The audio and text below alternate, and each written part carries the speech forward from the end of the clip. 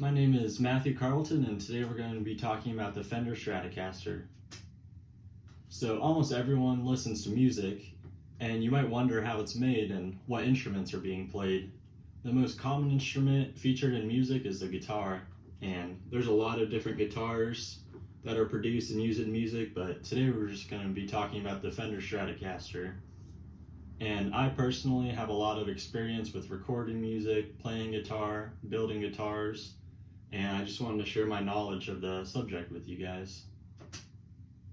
So today we'll be learning about the Fender Stratocaster. I'll cover the creation of the Stratocaster, the popularity, and the evolution of the guitar over the years. So let's start with the creation first. So the Fender Stratocaster was introduced in 1954. That was by Leo Fender, and I got that off the Fender website. And it wasn't a simple task to create. It was in development from 1950 to 1953. It was difficult with the mindset they had. They wanted to build a guitar that was simple, yet really innovative. So they had a little bit of a struggle in those 3 years. And on the third year, in 1953, Leo Fender scrapped all of his ideas and started the design over again. And this picture right here shows an early model of the Stratocaster, which looks a lot different from the model that came out in 1954. And other Stratocaster innovations included single coil pickups, there were staggered height pole pieces, and with heavy string gauges in use at the time, it made a unique sound. I mean, overall, it was just a lot of new technology at the time. And it was very advanced for the time frame in which it was released. The advanced technology set it apart from other brands of guitars, especially with the design.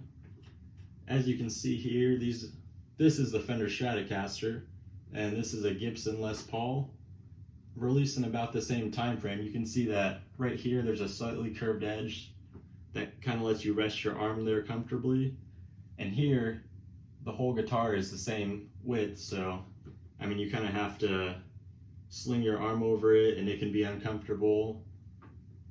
And overall, it was just a comfortable design that was very innovative. So now we'll talk about the popularity of the Fender Stratocaster.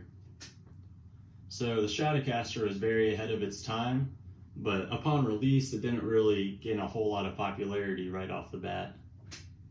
So the Stratocaster was not considered by many famous guitarists upon its initial release. I mean, they kind of overlooked it. It was new technology. They were working out bugs. But others embraced the Stratocaster later in the decade of the 1950s. Ike Turner championed the Stratocaster early on with dramatically swooping tremolo use. And Jimi Hendrix was a great example of when the Stratocaster took off. That was his main instrument. He has a signature model, and that was one of the main guitars he used in most of his performances. And the Fender Stratocaster started to gain attention in the late 1950s. Buddy Holly, he was one of the first rockers to play a Strat. Overall, Clapton, Hendrix, Buddy Holly, they were all famous guitarists that innovated the Strat and gave their feedback on it to the public.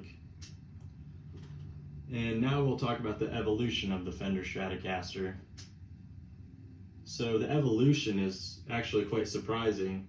As something that's developed in the 1950s, it looks almost identical to the models that came out this year.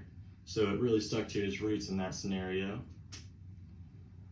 And during the first few years of the Stratocaster, Leo Fender and his staff, they continued revising and improving the design of the Stratocaster and a couple electronic pieces. And it only underwent a few minor changes in its early stages from its release date. And with these changes, it was becoming more advanced, more innovative for the time frame, which was very impressive. Maybe that's because it was so well designed to start with that it has existed largely unchanged for 60 years now. So this is a quote from the Fender website. This shows that the Stratocaster has remained almost untouched for 60 years.